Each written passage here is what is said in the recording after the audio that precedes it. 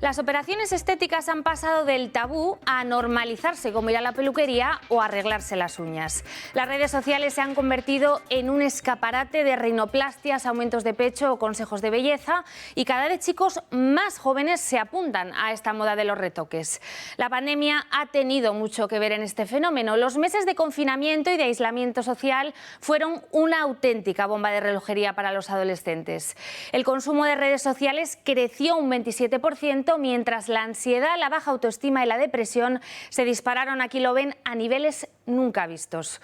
Un año después, en 2021, termina la fase dura de la pandemia y con ella los hábitos de consumo de los jóvenes cambian. Muchos deciden refugiarse en tratamientos estéticos que les hagan sentir mejor y los salones de belleza empiezan a hacer caja con clientes cada vez más jóvenes. Así lo recogen los datos. En 2021, la edad media de acceso al primer tratamiento cae de los 35 a los 20 años. Casi la mitad de estos chavales, un 47%, reconoce que recurre a este tipo de servicios para mejorar su autoestima. La gran mayoría, un 71,8%, son mujeres y solo un 28,2% son hombres. Aunque esta tendencia, ojo, señalan todos los expertos, estaría cambiando. Esta oleada de nuevos clientes se tradujo en un boom del negocio tras la pandemia. En 2 años, de 2019 a 2021, la apertura de nuevas clínicas se disparó un 20,2% y la facturación de 2021 a 2022 aumentó un 15%. Los datos hablan por sí solos. En los últimos 9 años en España las cirugías estéticas se han incrementado un 215%. Francisco Menéndez Graíño es cirujano plástico, tiene más de 40 años de experiencia en el sector y ha tenido la amabilidad de acompañarnos esta noche. Muy buenas noches, Francisco. Hola, buenas. Francisco, lo primero que me gustaría preguntarte es si efectivamente tú has notado esta caída en la edad de tus pacientes, de la gente que acude a tu clínica. Sí, ha caído, pero además yo creo que es de antes de la pandemia ya. Yo creo que viene un poco con todo el tema de las redes sociales. Cuando yo empecé a hacer cirugía plástica estética, la edad media eran de 25 o 30 años. Ahora te vienen pacientes 18, 20 años. Que creo que el teléfono móvil y las redes sociales pues han contribuido mucho a esa popularización. Según datos de expertos, en torno al 36% de los pacientes que recurren a alguno de estos tratamientos confiesan padecer algún tipo de trastorno mental. ¿Tú has detectado estas patologías en alguno de los pacientes que habitualmente te visitan? Sí, hay un problema grande de autoestima. La percepción que tienen muchos pacientes de sí misma es errónea, es muchas veces negativa. Entonces, a veces tenemos que decirles que no necesitan operarse eso. Yo creo que hay una palabra que es muy importante y muy bonita y es empoderamiento. Yo creo que la gente tiene que estar más segura y hay que empoderarse también con el físico. No puedes tener tantas dudas. No sé si los convenzco, pero tenemos que ser sinceros y decirles que eso que piden, que no lo necesitan, no tienen por qué hacerlo. ¿Quién marca las modas en la medicina estética? ¿Es lo mismo lo que le pedían hace 20 años que lo que le piden ahora? No, a ver, ¿quién marca las modas? Es muy complicado, mira. Yo creo que es multifactorial. Por un lado están las casas comerciales, con sus anuncios, sus modelos ahí posando. Luego están también los influencers, los publicistas. Es algo que hace que lo que antes nos parecía bello, pues ahora nos parezca feo, y sin embargo lo que antes nos parecía feo, pues ahora nos parece muy bonito. No sabemos qué es lo que están modificando todos estos gustos, pero continuamente están matizándose. Y encima ahora mismo con las redes sociales pues es mucho más obvio. ¿Qué cirugías se demandan más hoy? Pues no lo sé, pero posiblemente todo lo que es mama, abdomen, corporal y luego la cara completa, tanto a nivel quirúrgico como a nivel de tratamientos de medicina estética, de rellenos y botox. Hace referencia a las redes sociales. No sé si ahora los clientes que habitualmente te visitan, sobre todo los jóvenes, han llegado a aparecer en tu consulta con una imagen a la que quieren parecerse, con la foto de un influencer del que les gusta la nariz. No sé si te has encontrado con casos como estos. Sí, pero ya se ve hace años. Yo cuando empecé me acuerdo que me venían chicas con fotos de una revista de Playboy o algo de esto y diciendo que querían pues tener unos pechos como los de la modelo. ¿Qué ocurre ahora? Pues yo hace poco estaba hablando con un youtuber que es el cirujano plástico con más seguidores que hay en el mundo, que es colombiano.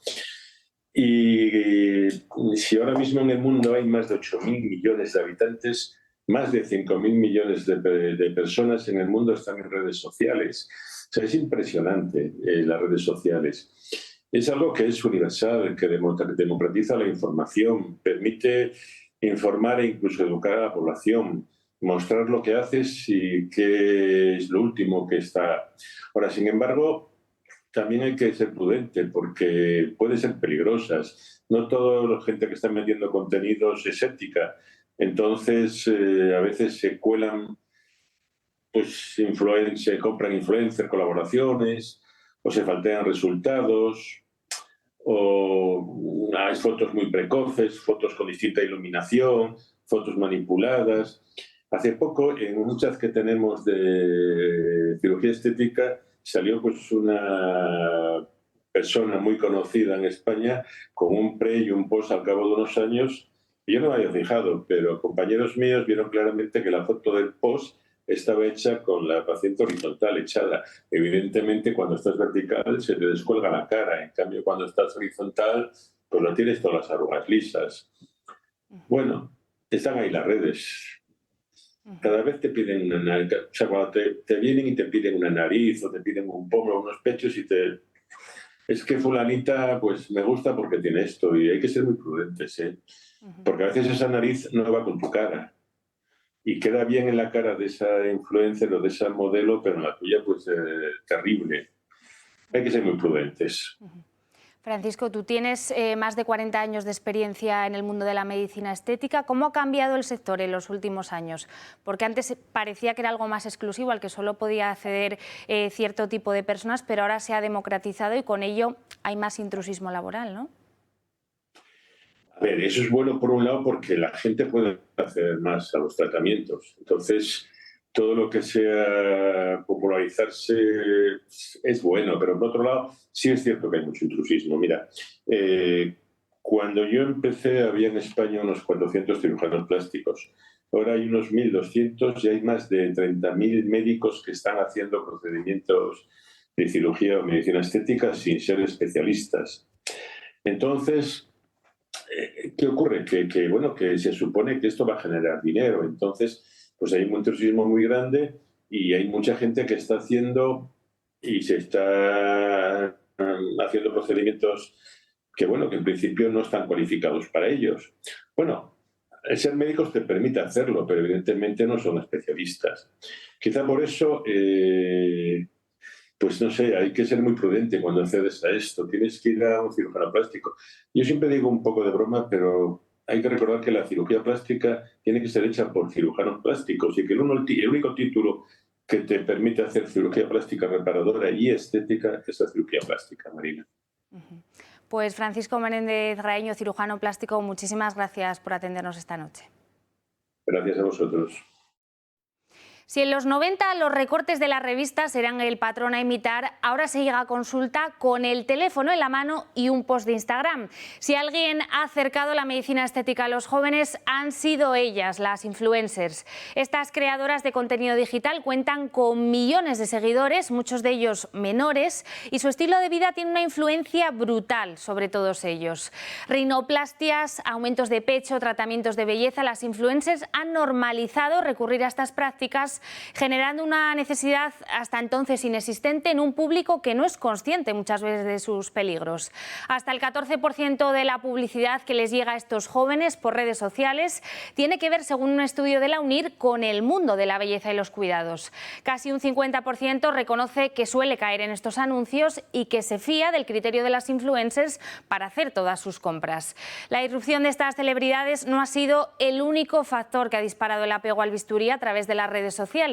El uso de filtros para retocar nuestras fotos y eliminar esas pequeñas imperfecciones ha creado un ejército de insatisfechos que reniegan de su propio cuerpo y que solo quieren parecerse a esa foto que han pasado a sus amigos. Este trastorno, por cierto, tiene nombre, se llama dismorfia del selfie y según la Academia Estadounidense de Cirugía Plástica, en 2017 afectaba a más de la mitad de los pacientes estéticos. Este, por cierto, no es el único desorden asociado a las redes que se ha multiplicado en los últimos años. Miles de niñas han caído en el fenómeno conocido como cosmeticorexia, la adicción a la compra y uso de cosméticos para prevenir arrugas con solo 12 años. Retinol, niacinamida, ácido salicílico o doble limpieza. Puede que a usted estos nombres le suenen a chino, pero seguro que a su hija o nieta de entre 14 y 18 años les son de lo más familiar. Hola, Haul de Sephora. Estos principios activos, presentes en la mayoría de los cosméticos, pueden encontrarse en el neceser de muchas niñas, que empiezan a usar tratamientos antiedad a una edad prematura. Es lo que se conoce como cosmeticorexia, la adicción a la compra y uso compulsivo de cosméticos que afecta a niñas cada vez más pequeñas. Redes como YouTube, donde acumulan los videotutoriales de maquillaje, han contribuido a ello, aunque sin duda ha sido TikTok la que lo ha viralizado. Esta red social, donde millones de influencers comparten con sus seguidores sus rutinas de cuidado de la piel, se ha convertido en el escaparate perfecto para millones de niños y jóvenes.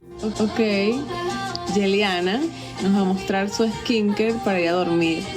Yeliana tiene 8 añitos y se cuida el rostro más que yo. Este es el otro factor preocupante. La edad media de acceso a estos productos son los 12 años, cuando lo recomendable, salvo en casos de acné, es no tocarse el cutis hasta los 25 o los 30. So we're doing our face routine and this is the face mask and welcome back with another video. La mayoría de estas menores reconocen guiarse por las recomendaciones de influencers y muchas no ocultan desconocer la huella que el producto dejará en su piel. El segundo es este spray de colágeno de Kai Seun, que a mí me costó menos porque estaba rebajado, pero cuesta 30 euros. No sé hasta qué punto esto hace algo, pero es muy refrescante. Los dermatólogos alertan de brotes de acné e irritaciones en adolescentes y afirman que fuera del jabón limpiador, la crema hidratante y la protección solar, todo es un sinsentido. Más allá de lo físico, esta moda puede contribuir a la aparición de problemas mentales como la baja autoestima o los trastornos como la ansiedad o la depresión. El miedo a envejecer está muy presente en las nuevas generaciones y afecta tanto a chicos como a chicas. Aunque cuidarse no tiene nada de malo a priori, hay que vigilar el foco de la conducta y sobre todo si se traduce en una obsesión. A esta normalización de cánones de belleza imposible han contribuido especialmente las redes sociales. Pop, llegas tarde, como siempre, y te tienes que hacer tu maquillaje diario en 5 minutos. Voy a enseñaros mi rutina de maquillaje actualizada, fácil, sencillo y con productos baratos que os van a encantar. Los tutoriales de belleza e higiene constituyen el segundo contenido favorito de los usuarios en redes y acumulan más de 3 millones de seguidores habituales. Además, este sector ya supone el 5,2% del material que circula por las redes. La perfumería Druni se lleva la mejor parte de este pastel, con 5 millones de interacciones totales en 2023, según el informe de marcas en redes sociales de IAB Spain. Ante esta situación, los profesionales recomiendan la prevención tanto desde la escuela como desde la familia.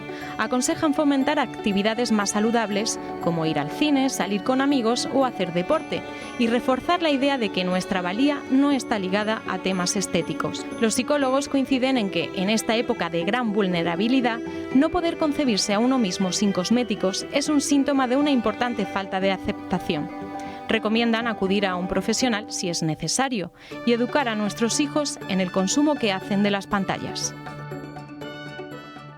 Pues hoy tenemos la suerte de que nos acompañe esta noche Carmen Peñas, que es una de las personas que más sabe del mundo de la belleza en España y también de las influencers. Carmen, gracias por estar hoy con nosotros. Gracias a ti, Marina.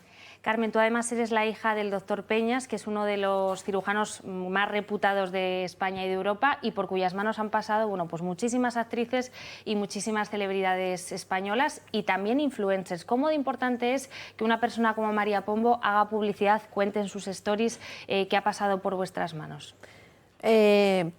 María Pombo para nosotros, para mí en particular me parece una mujer maravillosa. No solo por fuera, sino por dentro, y la estaré siempre agradecida por trasladar con tanta seriedad y con tanta transparencia su confianza en nosotros, en Clínica Peñas.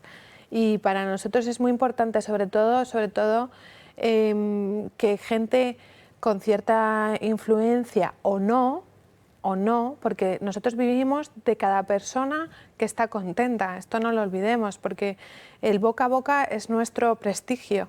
Nosotros lo que queremos hacer siempre, siempre, siempre es lo mejor que podamos dentro de nuestras capacidades. Y esa es la mejor publicidad.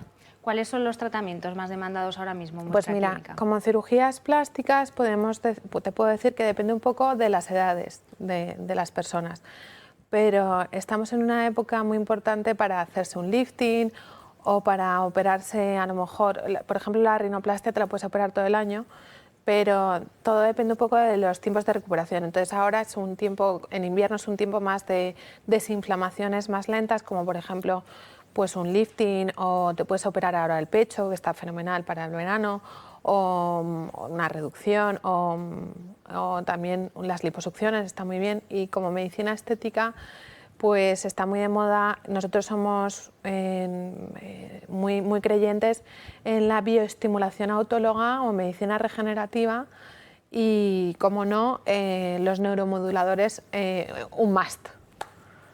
¿Qué son los neuromoduladores? Lo que se conoce como Botox. Mira, tengo que estar más puesta en el tema. Carmen, háblame de los hombres. Cada vez el género masculino acude más a este tipo de clínicas. ¿Ellos lo viven con naturalidad, lo de cuidarse, o sigue siendo un tema un poco tabú? Vamos a ver, los hombres, como acompañantes de mujeres, perciben la información o perciben esta medicina de la misma manera que una mujer. Entonces, cada vez hay más hombres, cada vez es más normal, cada vez lo tienen más interiorizado y, bueno, pues son igual de exigentes que las mujeres, depende un poco a qué aspiran, pero en general son estupendos. Hay un 30% frente a un 70%, aún así. ¿Y qué es lo que más demandan los hombres? Los hombres en las cirugías son más de liposucción y de lifting y blefaroplastia todo el mundo, y de tratamientos de estética podríamos hablar también de regeneración celular y de neuromoduladores. Carmen, tú además de trabajar en la Clínica Peña, eres una gran divulgadora del mundo de la belleza, tienes tu propio canal de YouTube desde hace años. ¿Te preocupa que cada vez haya personas, muchas veces no del campo de la medicina, como pueden ser influencers, bueno, gente que tiene muchos seguidores en Instagram, que hable con naturalidad, que recomiende cremas, tratamientos de belleza, rutinas faciales, cuando no sabemos un poco quién está recibiendo esa información y qué uso va a hacer de ella? A mí no me preocupa en absoluto, sino que al revés, me parece que democratizar el cuidado y la belleza es una cosa muy beneficiosa en cuanto a la sociedad. Me preocupa más la formación y la información, o sea, la formación que recibe como usuario, que tenemos que tener sentido común y un poquito de dedos de frente con respecto a la discriminación de la información, pero me parece que todo el mundo debe opinar sobre el cuidado personal y tiene su propia opinión. Hay gente, eso coincidirás conmigo, personas que reciben la información más vulnerables que otros, ¿no? No es lo mismo una persona que tiene a sus padres encima, que tiene una educación, que personas que lamentablemente no lo tienen, y de ahí un poco la preocupación que cada vez crece más. No sé qué te parece. Eso me parece que es normal, pero que nosotros no somos, o sea, yo no soy nadie para opinar. Yo tengo hijos y yo me preocupo mucho de darles mi educación y trasladarles con toda seriedad que esto, tanto la cirugía plástica como la medicina estética, no deja de ser salud.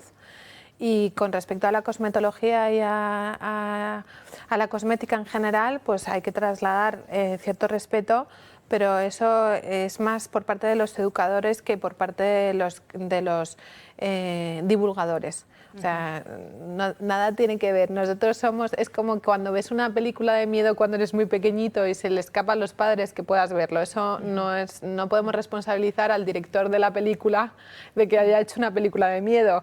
Es más problema del padre que le deja ver al niño la película de miedo. O sea, quiero decirte, tenemos que tener libertad, y a mí me parece genial que la gente traslade su información o su conocimiento o su punto de vista sobre cualquier tratamiento de belleza, siempre y cuando no sea ni ofensivo ni coarte la libertad del prójimo. Tú fuiste pionera con tu canal en el que divulgas, como decíamos antes, sobre medicina estética. Hoy hay muchísimos podcasts, todo tipo de entrevistas. No sé si hay cierta sobreinformación del mundo de la salud y de la medicina estética. Es la sensación que me da a mí. A mí no.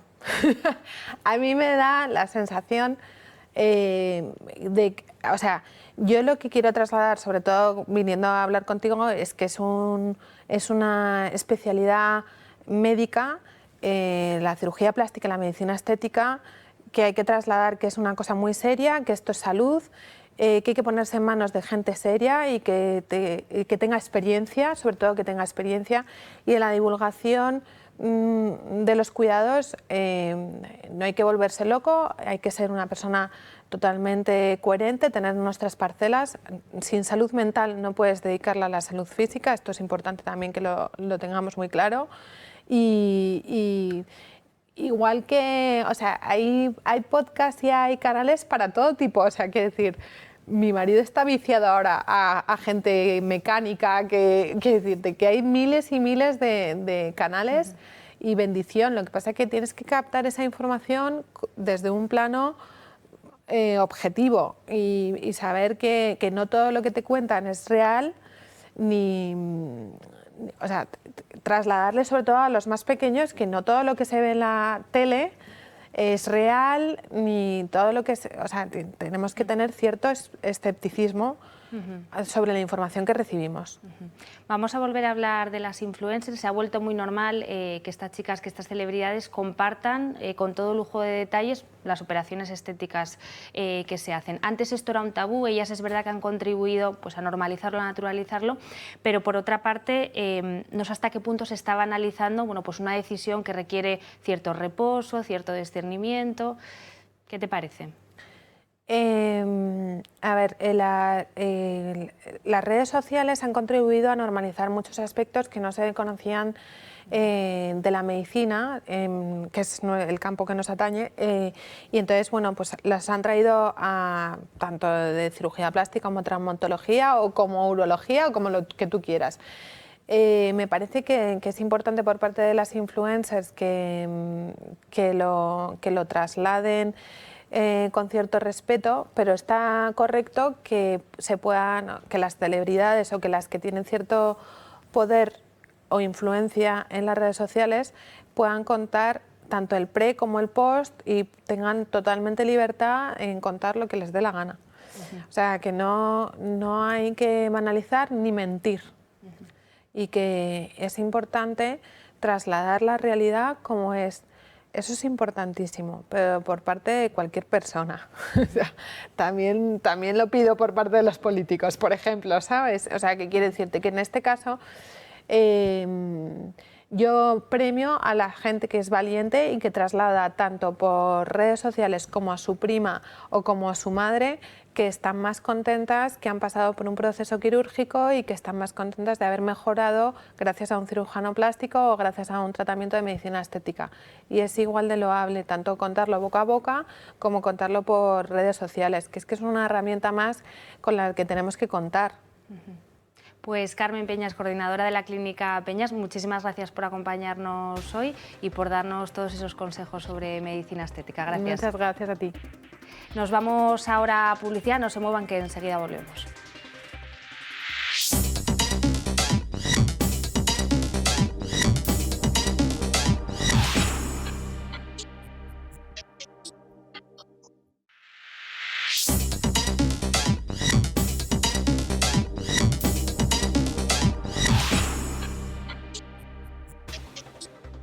La masificación de la medicina estética no se entiende sin la reciente democratización de los precios. El que antes era un bien de lujo reservado a algunos privilegiados, hoy es accesible a todo el mundo gracias a las clínicas de bajos precios.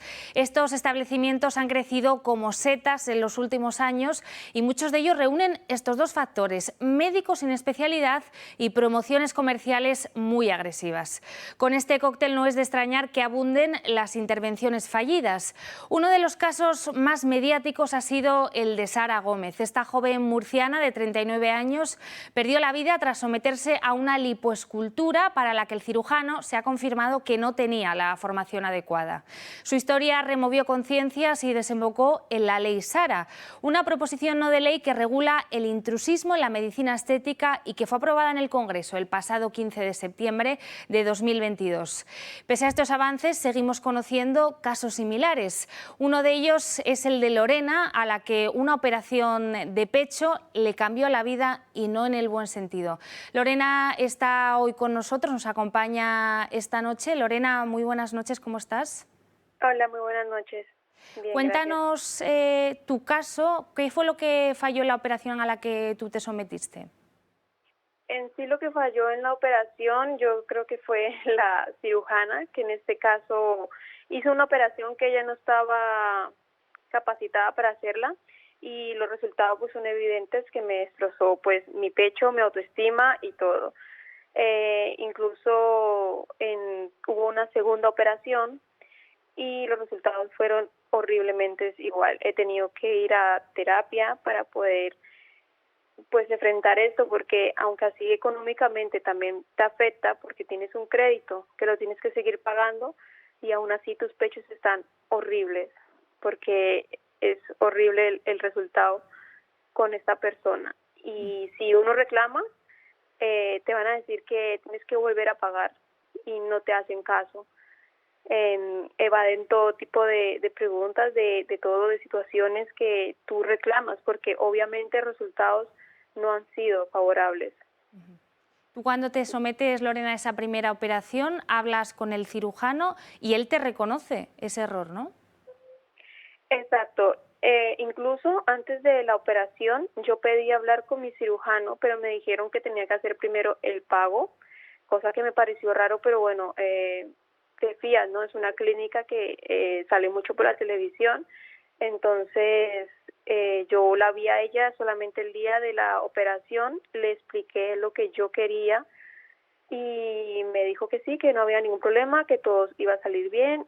Cuando yo desperté la operación, en el primer momento yo le dije que eso no me había gustado porque pues estaban deformes, estaban muy deformes y me dijeron que era porque estaban hinchadas y eso cambiaría durante los días, pero fue a peor. El pecho derecho, en el músculo de la parte de abajo se me hundía, me llegó a ocasionar un hueco gigante y ahí fue cuando me hicieron la segunda intervención después de los 6 meses. Lorena, ¿tú llegaste a firmar algún consentimiento? ¿Te advirtieron de los riesgos de la operación? Porque esto, para que lo sepan los espectadores, es fundamental a la hora de hacer una operación de estas características. Sí, claro, ellos te explican que puede haber, pues como en toda operación, ¿no? Puede haber cualquier complicación, pero es que nadie te dice que te vas a hacer una operación para arreglarte algo que no te gusta y que te quede peor e incluso te afecta en tu salud, porque yo he tenido que ir a mi médico de cabecera por el dolor que presento en el pecho derecho, que es donde se me hunde, porque la prótesis se me mueve, o sea, una prótesis se mueve y un día puede estar arriba, otro día puede estar en un lado, otro día se pone en un sitio que te duele bastante. Entonces, claro, esas cosas no me lo dijeron a mí. O sea, a mí me dicen, mira, puede suceder esto, yo ya sé, yo ya tengo en cuenta que eso me puede suceder, de decir, vale, la operación no va a quedar así, pero es que en ningún momento me dijeron, incluso la chica que estaba ahí me enseñó sus pechos, me dijeron, mira, sí te va a quedar porque yo no operé con ella, con esa cirujana. Y entonces yo le dije, vale, pues si es un resultado así, pues a mí me interesa, a mí no me gusta que me digan, te va a quedar súper bien, redonditas, perfectas, a como me quedaron, que me quedaron caídas, con hundimiento, deformes, una más grande que otra. Entonces, claro, eso para mí es publicidad engañosa. Lorena, en tu caso decides no denunciar. Es verdad que no es nada fácil ganar este tipo de pleitos porque hay que demostrar la relación causal entre el mal resultado y la pericia del médico. En tu caso en concreto, ¿había otro motivo por el que decidiste no denunciar? No sé si nos lo puedes contar. El motivo porque no es así, yo fui con un perito, fui con abogados y la verdad que es algo que cuesta mucho dinero. Yo no seguí adelante por la denuncia simplemente por el dinero, porque yo ya quedé muy afectada del préstamo que hice con ellos, entonces no podía, como quien dice, sostener otro crédito para poder denunciarlos. El perito me dijo que podía seguir adelante porque es algo que se nota, se ve, pero claro, es algo que lleva tiempo, algo que lleva mucho dinero y cosa que pues no tenía. Por ese simple motivo lo dejé de ahí aparte, no pude denunciar. Pues Lorena, muchísimas gracias por tu valentía y por compartir este caso que estoy segura que le ha pasado a muchísimas más mujeres y también a hombres en España. Mucho ánimo. Muchas gracias a ustedes. Bueno, pues ya han escuchado el caso de Lorena. Como ella hay muchos hombres, muchas mujeres que deciden someterse a operaciones estéticas de todo tipo, que no acaban con los resultados esperados y, sin embargo, el camino judicial para que ese daño sea resarcido no es tan fácil como parece.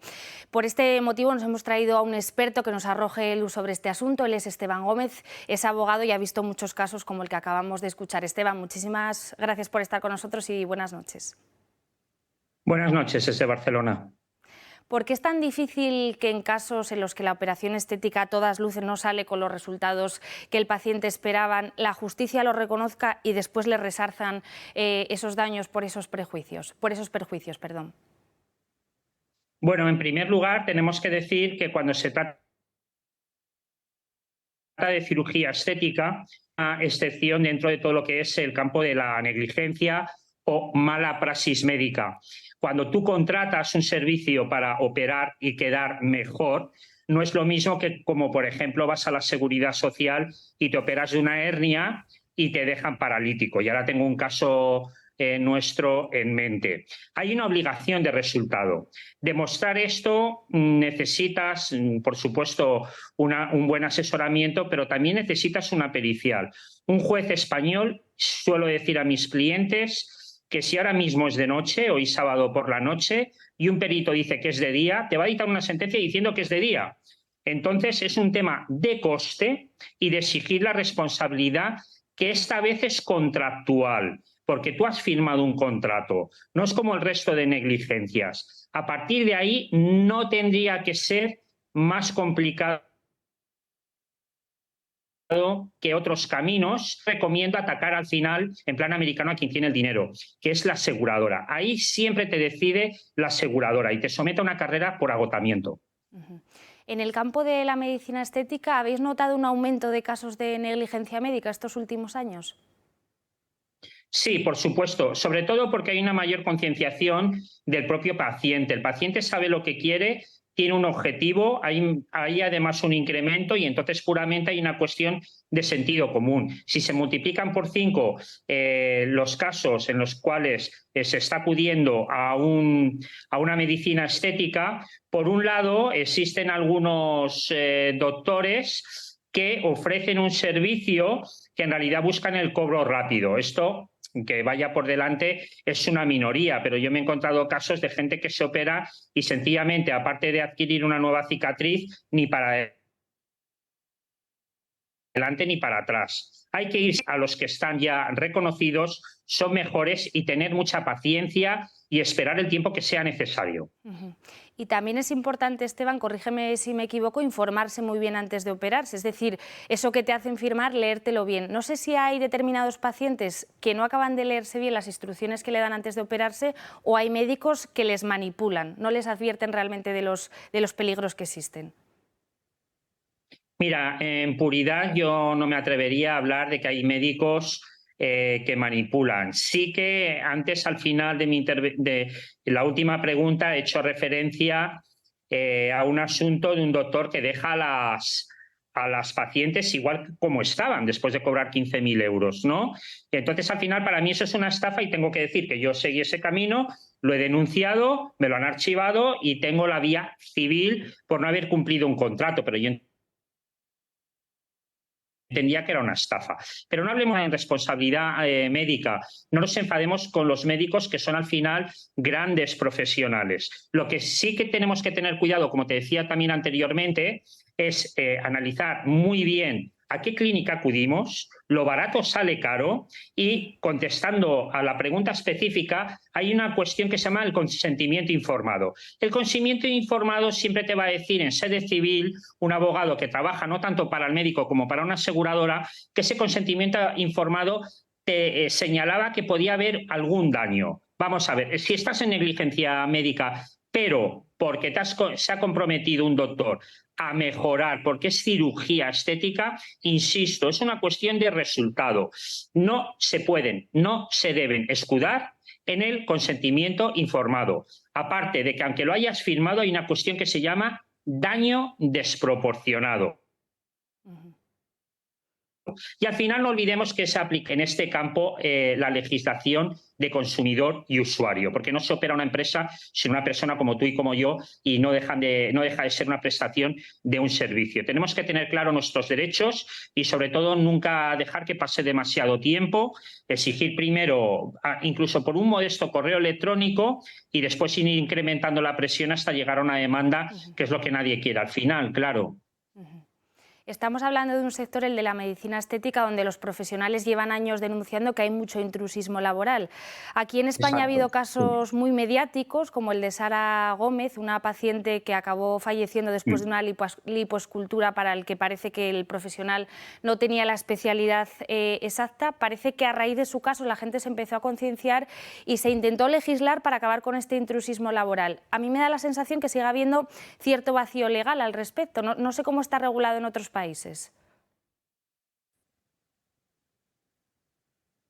Bueno, lo que te puedo decir es que sí que está regulado, pero lo que hace falta, y antes yo hacía referencia a un archivo de una causa penal que es exactamente así, de un doctor que por cuestión de datos personales y dado que ha sido un sobreseimiento, no voy a mencionar, pero que tiene bastantes más denuncias y que ha sido mediático. Esto de venir desde Colombia, buscarse una colegiación en Zaragoza, que desde hace un año que no realmente a través de una comercial y sacar el dinero, obviamente tenemos que ir con mucho cuidado ex ante, pero la legislación sí que está. El problema es que es muy difícil avanzar en el campo penal, ya sea tanto como en cirugía estética, que se busca una cierta perfección, o cualquier tipo de mala praxis, sin invertir en una judicial. Y eso también es difícil porque sí que es un campo donde los médicos un poco se protegen contra otros, y perdón por la sinceridad, pero en eso tenemos que ser muy activos y desde luego escoger muy bien desde el primer momento con un buen abogado cuál es la línea de ataque, que muchas veces es la penal. Y ojo, os advierto, lo penal es lo más lento que hay en España, ¿de acuerdo? Dentro de esos daños que son indemnizables hay una parte también psicológica. Normalmente estos pacientes, como bien nos has comentado, se operan para sentirse mejor, para verse mejor. Entiendo que hay una parte psicológica importante, ¿no? Dentro de esos daños te puede ocasionar hasta depresión. No sé si esa parte también es resarcible dentro de esos daños que se pueden pedir que te resarzan ante la justicia. Sí, en nuestro derecho, y existe desde lo que se llama el baremo de tráfico, que es un Real Decreto que se hizo en 1995, que copiaba lo que son las tablas AMA, del American Medical Association, que viene de la guerra de Vietnam. Y de ahí viene una secuela que es el síndrome postraumático. Ese síndrome postraumático, en la segunda ley que se ha hecho de reforma del baremo de tráfico, que es el único que existe, que es el que se emplea ya de forma obligatoria, analógica, pero a la vez obligatoria. Es baremo de tráfico, que es una ley que entra en vigor el 1 de enero del 2016. Lo que te dice es que antes existía al menos este síndrome postraumático y ahora no. Ahora existe un daño moral indeterminado, y este aquí que este daño moral indeterminado se puede cifrar en unos 450 euros. Esto es horroroso. Entonces, ¿qué es lo que recomiendo? Historia médica. La gente no quiere ir al psicólogo. Vaya usted al psicólogo. ¿De acuerdo? Porque no sé si lo he dicho al principio, que hay tres conceptos siempre en todo daño, ya con carácter general. Los días de baja, las secuelas, que incluyen el perjuicio estético, ¿de acuerdo? Y ese daño moral que tú decías. Y perdón por la expresión, no hay que cortarse, hay que decir, yo tengo un daño moral, tengo una depresión, y con la historia médica romper el baremo de tráfico y pedir, como si pido 10.000 euros, que no me los justifica el baremo, porque solo me van a dejar pegar, que me paguen unos 450. Pero esto no tiene ningún sentido. No olvidemos que el baremo de tráfico se ha hecho para grandes lesionados con buenas cifras, pero pensando mucho en los accidentes de tráfico, y apenas entre las compañías y el Ministerio de Economía y se paga muy poco, se paga mal. ¿Qué es lo que recomiendo? Si me permites que me alargue un poco, porque esto no lo saben muchos compañeros. Siempre mi obsesión es demandar no tanto al médico, que al principio quiere sangre el cliente, y esto es verdad, pero como decimos en Cataluña, a partir del segundo o tercer año ya te dicen como si fuera pla. ¿Això qui ho paga, no? ¿Quién paga esto? Al final la aseguradora. La aseguradora a partir del segundo año tienen un 20% anual. Yo suelo duplicar las indemnizaciones de mis clientes por atacar desde el principio, intentar averiguar quién es la aseguradora. ¿Por qué? Porque no existe un resarcimiento genuino. No existe y debería existir. Y es una manera de compensar las magras cifras del baremo de tráfico, y ya no te digo nada del daño moral. Disculpa que me haya extendido tanto. ¿Vale? Esteban Gómez, muchísimas gracias por tu tiempo y por darnos esos consejos tan claros que seguro que a más de uno le van a venir muy bien. Muchísimas gracias y buenas noches. Mucha suerte. Bona nit.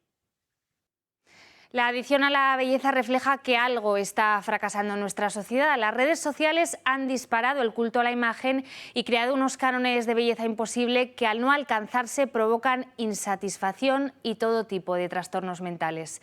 Para conocer los peligros de esta pandemia de la belleza, hoy está con nosotros el psicólogo José Elías Fernández. Muy buenas noches. Hola, muy buenas noches. ¿Cómo estamos? Pues muchas gracias por estar con nosotros, José Elías. Se ha demostrado que mucha de esta gente que recurre a operaciones estéticas no lo hace en libertad, sino que detrás hay algún tipo de trastorno o de dismorfia del cuerpo que, bueno, le obliga a tomar esta decisión. ¿Qué peso han tenido las redes sociales para despertar este culto al cuerpo, a la imagen? Estamos en una sociedad donde las redes sociales ocupan un puesto principal y lo que hace es buscar unos cuerpos perfectos, casi idílicos, que no se corresponden con la realidad, y por lo tanto los chicos y la gente joven sobre todo, pero también mayores, están intentando conseguir esos perfiles para llegar a autoaceptarse y que su autoestima esté bien, pero el problema es que normalmente no se consigue y están aumentando mucho todas las cirugías estéticas para conseguir ese fin. Si hace 25 años todos queríamos copiar a las actrices o a los actores de moda, hoy parece que tenemos el foco puesto en las influencers. Muchos deciden someterse a una operación estética, comprarse una crema porque la influencer de turno se lo recomienda. ¿Por qué estas personas, valga la redundancia, tienen tanta influencia en nuestros jóvenes? Porque son las personas famosas de ahora y lo que están haciendo es intentando vender productos y además dar una imagen de perfección, porque utilizan filtros, utilizan mucho las redes sociales para dar una imagen que a veces no se corresponde con la realidad. Y todos queremos imitar a las personas que son famosas para conseguir estar al día, para conseguir vivir de acuerdo con esta sociedad que está haciendo que todo esto pues produzca malestar, produzca inconformismo en las personas y sobre todo un desasosiego para intentar conseguir eso que ellos pretenden darnos o vendernos como algo que es bueno, normal y aceptable. En Francia han metido mano al tema de los influencers y han prohibido que estas personas promocionen, por ejemplo, productos de estética. Ojo que les han puesto multas de 300.000 euros y penas de cárcel desde los 2 años. No sé si opina que en España deberíamos tener una ley similar. Yo creo que en España tendríamos que tener una ley similar para que entonces pudiéramos ver cuándo se pone un filtro, cuándo se está manipulando una foto o cuando está haciendo cosas que realmente dan la sensación de que son naturales y no es natural nada de ello, ¿no? Entonces, lógicamente, incluso es bueno la ley que se ha aprobado en Francia porque va también contra el tabaco y también va contra otros productos como pueden ser las apuestas y juegos de azar. Y yo creo que a la sociedad tenemos que ayudarle a que sepa decidir, que los jóvenes sobre todo tengan la capacidad de decidir, pero sabiendo cómo es aquello que está viendo, si hay filtros, si no hay, o cualquier otra situación, para que así sean realistas y contundentes con la realidad y poder tomar las medidas necesarias y no llegar a momentos como estamos viviendo en donde creen que hay muchas personas que son perfectas y entonces ellos también quieren conseguir esa perfección que es inalcanzable. En este programa hemos hablado de la cosmeticorexia, es decir, la adicción a comprar y a usar de forma compulsiva productos cosméticos en niñas muy jóvenes. Hablamos de niñas de 12 años que ya empiezan a lo que según ellas dice es echarse crema para prevenir arrugas. No sé si esta regulación debería poner el foco especialmente en la gente más vulnerable, en la gente menor, por ejemplo, de 15 o de 12 años. No sé si ese es el foco que deberíamos poner ahora. Yo creo que las personas o los niños hasta los 15 y más años no tenemos aún un sentido crítico para poder aceptarnos, ¿no? Lo que pasa es que la venta exagerada de todo ello hace que los niños jóvenes y los adolescentes se quieran parecer a las personas que ven y que de alguna forma dan la sensación de que son naturales. Yo creo que sí debería influir sobre estas personas para que no puedan en ningún momento pues ni operarse los labios, como está pasando. Muchas personas muchos niños de 25 a 15 años más o menos, entonces habría que poner coto a todo ello y por lo tanto a los 12 también, ¿no? Para que no se den cremas ni nada que pueda alterar su fisonomía de momento. Hablábamos antes de Francia, me gustaría hablar de Estados Unidos porque allí clínicas muy punteras están empezando a hacer una especie de test psicológicos a los pacientes que luego se van a someter a cirugías estéticas. No sé si aquí en España, donde el negocio se está expandiendo cada vez más, donde hay clínicas de bajos precios que normalmente están regentadas por empresarios, una iniciativa como esta sería factible. Yo creo que el cambiar nuestra anatomía y muchas veces en exceso, sí es recomendable acudir a un psicólogo para poder primero aceptar si lo quieres hacer y después incluso en algunos momentos cuando la cirugía es muy fuerte, aceptar también el cambio, porque muchas veces ese cambio no lo aceptamos, y menos al principio, si ha habido una agresión fuerte al hacer esa cirugía estética, ¿no? Es uno de los problemas que normalmente sucede en la cirugía estética, ¿no? El vernos peor que estábamos al principio al salir de la operación. Eso es importante, pero también sería deseable que, como hay un cambio en nuestra fisonomía, pues que la psicología interviniera en ello para poder aceptarlo antes de que se produzca ese cambio. José, una sociedad que rinde cada vez más culto al cuerpo es una sociedad que de alguna manera ha perdido valores, y puede haber aquí más factores relacionados, aparte de las redes sociales, el culto a la imagen y estos temas de los que estamos hablando. Yo creo que nos hemos hecho muy superficiales, ¿no? Y lo que tenemos que ahondar más es en los valores que tenemos. Cada uno de nosotros somos único e irrepetible, pero a nivel interno generalmente y también a nivel externo en algunas ocasiones.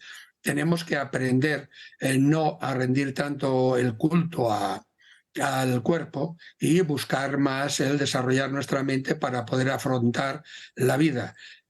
Nosotros decimos que no hay salud si no hay salud mental. Entonces, aprender a aceptarnos, aprender a sacar partido a nuestras habilidades y estrategias, tanto físicas como mentales, sería lo ideal, y no dejarnos llevar simplemente por la apariencia y tener un buen físico y buscar solo eso. Yo no digo que sea malo tener un buen físico, sino que tiene que complementarse también con una situación mental buena para poder desarrollarnos integralmente, que eso es el fin del ser humano. Somos cuerpo y mente y tendremos que desarrollar las dos.